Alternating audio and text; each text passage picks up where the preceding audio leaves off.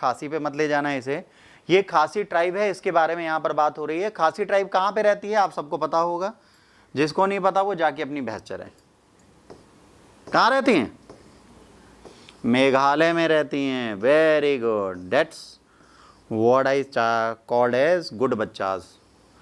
मेघालय उच्च न्यायालय ने हाल में एक जनहित याचिका स्वीकार की है जो खासी समुदाय के सैकड़ों जनजातीय प्रमाण पत्र आवेदकों के भाग्य का निर्धारण कर सकती है। ये निर्णय उस सरकार के उस निर्णय के बाद लिया गया जिसमें आवेदकों को कुछ श्रेणी को अनुसूचित जनजाति प्रमाण पत्र जारी करने पर प्रभावी रोक लगा दी गई थी। इन्होंने कहा था अनुसूचित जाति प्रमाण पत्र कुछ लोगों को नहीं दिया जाए। यह मुख्य रूप से मेघालय के खासी जयंतिया पहाड़ों पर रहने वाली एक स्वदेशी जनजाति है। भारतीय राज्य असम और पड़ोसी देश बांग्लादेश में भी इसकी छोटी आबादी रहती है। ठीक, पहली चीज, इस क्षेत्र में सबसे प्रारंभिक जातीय समूहों में से एक माना जाता है 500 ईसा पूर्व के आसपास तिब्बत और वर्मा के उत्तरी पूर्वी पहाड़ों की ओर से चले आए थे।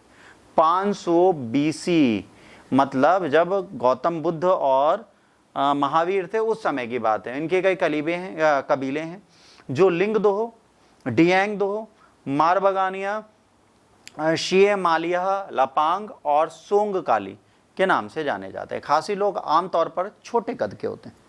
ठीक, भाषा, खासी भाषा जिसे खासी के नाम से जाना जाता है उनकी पहचान का एक अभिन्न अंग है।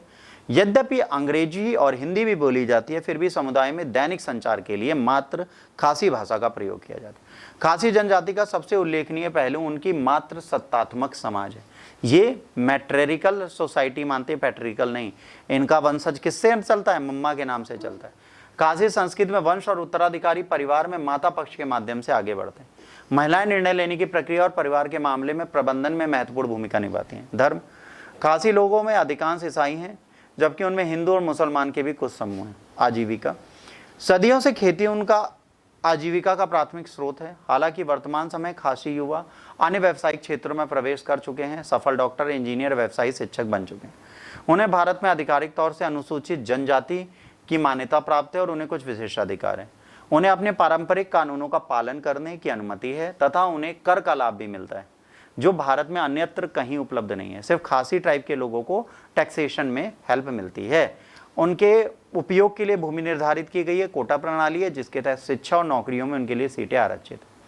खासी हिल स्वायत्त जिला परिषद इन लोगों के विशिष्ट कानूनों की रक्षा करने वाली आधिकारिक संस्था है।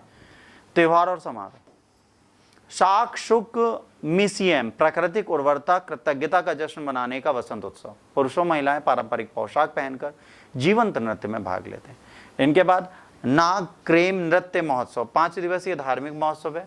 खासी लोग समृद्ध फसल के लिए ईश्वर से प्रार्थना करते हैं। फिर बेदीन खल्लम महोत्सव बुरी आत्माओं को दूर भगाने और समुदाय में अच्छा स्वास्थ्य और सौभाग्य लाने के लिए मनाया जाता है। देखिए, मुस्लिम भी हैं कुछ, इसमें हिंदू भी हैं कुछ, ईसाई भी हैं, पर उनके महोत्सव नहीं खत्म हुए। तो मतलब धर्म कोई भी स्वीकार किया हो पर अपनी परंपरा को नहीं तोड़ा। धर्म स्वीकार करने से परंपरा नहीं खत्म होती, याद रखना चाहिए। पारंपरिक खासी संगीत में द्वितारा एक तार वाला वाद्य यंत्र और तंगमुरी एक बांसुरी बांसुरी जैसे वाद्य यंत्र हैं।